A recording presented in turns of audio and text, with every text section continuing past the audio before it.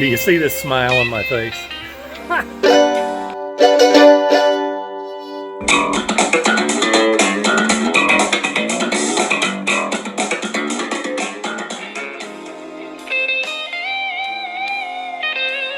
Do you see this smile on my face? That means all my electronics are working. Let me show you, I can't even speak right, I'm so happy. Let me show you what I've gone through, so you don't go through all the same stuff that I went through, because man, you can go through this thing and drive yourself crazy. I did. Well, kinda. But thanks to Lewis at swaphelper.com, man. Great suggestions, and got everything straight. Let's show you what we did. All right, here's a look at the engine compartment of the rig. You see wires are still everywhere. I've cleared some of them up, but I would need to show you some of the stuff that we've done so you can see. So I'm going to move over here to the passenger side here to look down and show you. What we have down here is I have reduced a lot of these wires. You see I've got kind of a pigtail over here of all the wires that I could pull out of there, but I'll tell you one of the reasons why I don't pull them out of there, J-Dog kind of let me in on it. When you pull them out of the pins, pull the pins out, then it leaves room for corruption to get in there, and that's the last thing, so leave the pins in there. I minimized this down to almost nothing here except for what I actually need, and got those all rigged up. I still lack getting my air system. All I'm going to do is make get a smaller breather filter and make it like that, then it'll fit down in there just fine. I'll have my cold air intake. Let's show you the wiring here. What I did is the wiring that has to do with the Swap Helper Tach Helper is down here. Over here on this bus, there is a wire that comes out that is blue with an orange stripe, and I tapped into it. Now I'm going to make that a permanent one here in a minute. I've showed this to you before. I'm going to make that permanent by soldering into that. But here's one of the things, and this one is the wire that is on with key on and start. That does your shutdown solenoid for your engine, and it does the swap helper, and it does the swap helper, and got to tell you about that. All right, so let me show you these connections that we have for the swap helper right over there. Okay, so the swap helper has you bring over the orange and the blue line. One's cam sensor and the other is crank sensor. Crank sensor and the cam sensor have to be synced in order for the tachometer to work right. You notice I still got things kind of hanging out of it here. All this is going to be cleaned up. But let me show you which one goes to which here on the directions. Okay, here's the directions. Trace down to your pin number 80 on the right side bus. Let me show you which one I'm talking about. As you're looking at it, this one right here. All right, on pin 80, it's going to be a yellow wire with a violet stripe on it. That is the circuit number if you need to look it up in your manual. You hook the orange line to the yellow violet. I don't forget, is that what I said? Yellow violet, VT stands for violet. So it's a yellow line with a violet stripe, and that is for the crankshaft position on the orange. Go down to the pin number 7. You'll notice right here that pin number 6, 1, 2, 3, 4, let me see if I can get a little tighter. 1, 2, 3, 4, 5, 6 is empty, and you're going to pin number 7, so it's right after the empty one.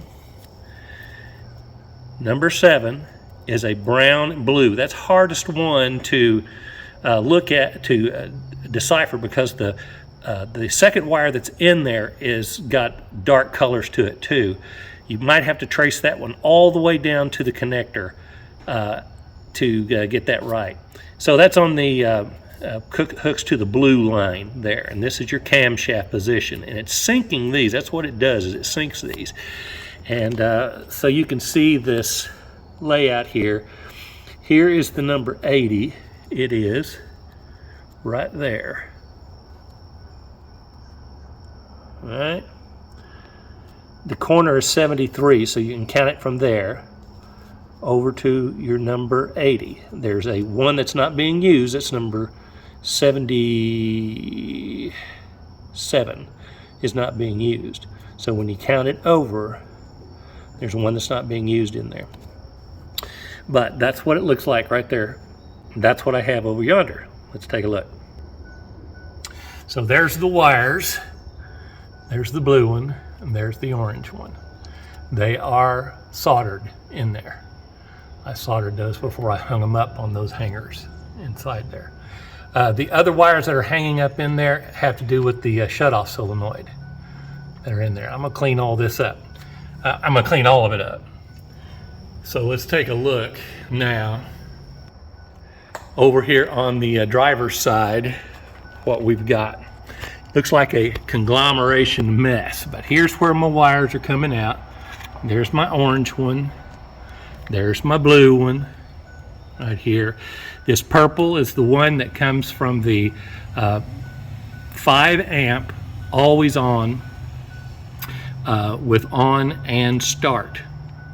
It's not on when it's turned off, but it's on when it's on and start. The yellow line down here, it's a rather heavy line.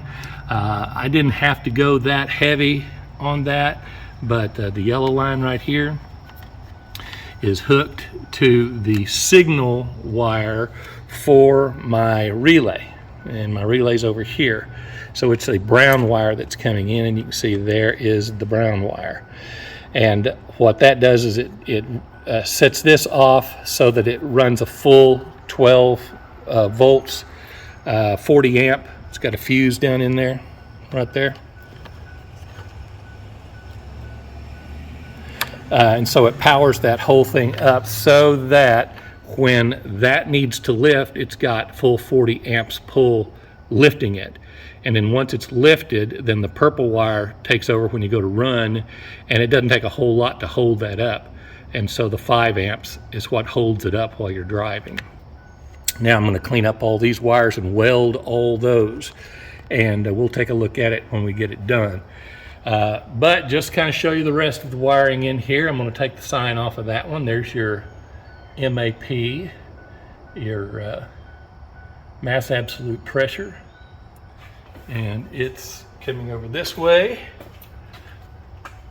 and goes into the loom here.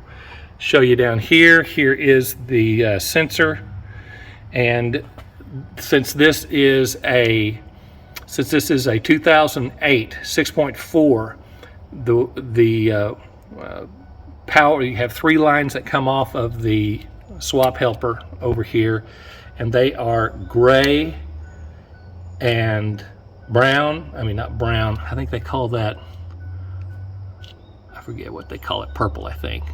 Gray, purple, and white. And the white one goes to the power on your hookup. Now let me show you one other thing. In your instructions, it's going to show you this connector, but this is a male connector, and what they show you on the instructions is a female connector.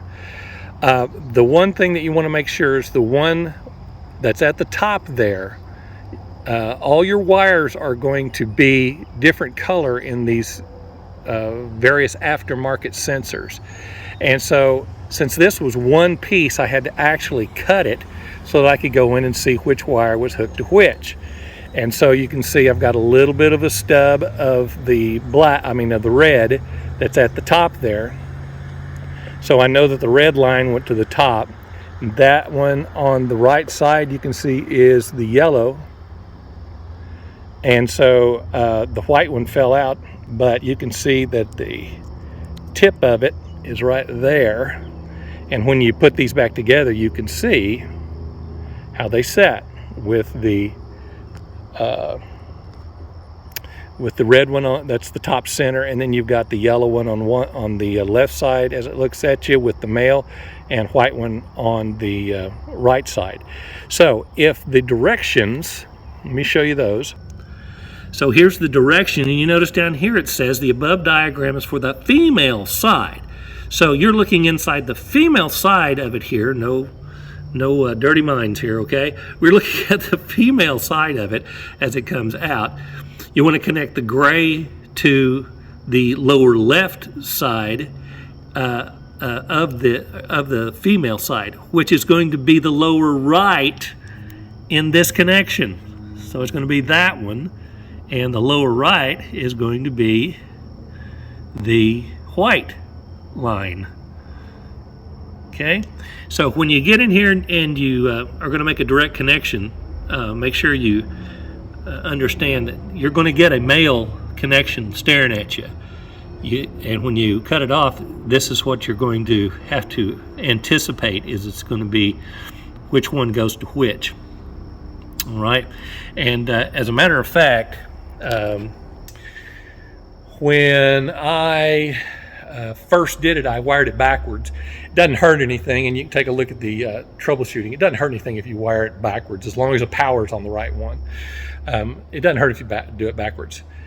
Also wanted to show you the switch that is on the Tach Helper that you need, and this is for 12 valve mechanical P-pump. And this is the switch that you need to turn on. Okay, there we are. Now you take a look down there, you'll see that I have the number 3 switch, which is labeled the ECM. It is in the it's in the up position, which cancels it out. Everything when the switch is down is in the on position. It's just opposite of what the switch says over on the side. It takes it out of the circuitry is what it does. And so without an ECM running this engine, then that needs to be taken out. So if you're you have an ECM on your truck, then that has to be on. It needs to switch down.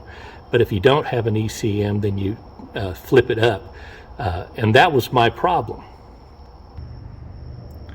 So I wound up connecting these correctly once I took a look at the directions and kind of analyzed it.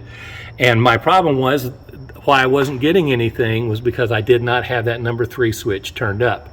And in the directions, it tells you that that's going to be probably the one that causes you the most trouble. So that's getting your wiring straight with the swap helper. It's happy today. All right, well, let's program that Tach Helper to get it set.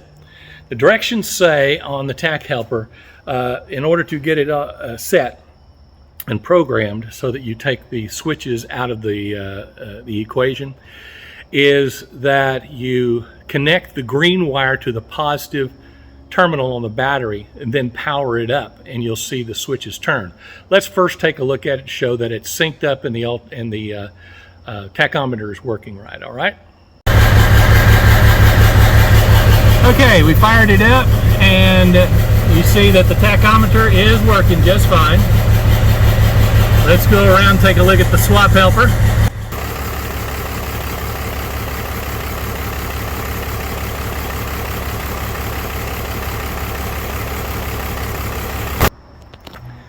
Okay, so with the swap helper showing you that everything is fine. You've got your alligator clip on the end of your green line, and all according to the directions that I have to do is put this on there and power it up. And when I power it up, then the lights will change, and it's programmed to what it is right now. Let's see if I can get that to show. And you don't have to turn over the engine, you just turn on the switch, power up the helper.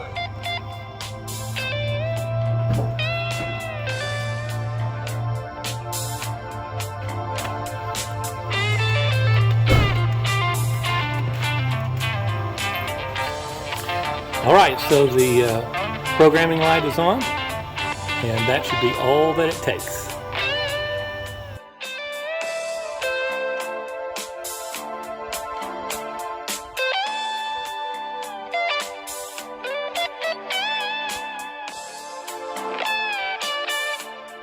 Okay, I have the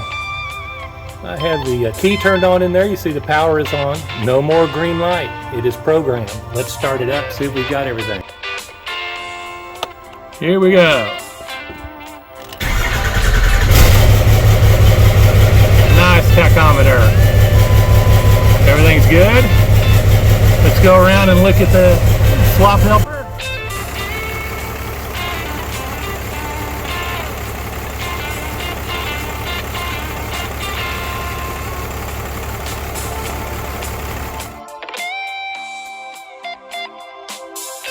All right, that's a pretty good day, and got everything operating the way you want to.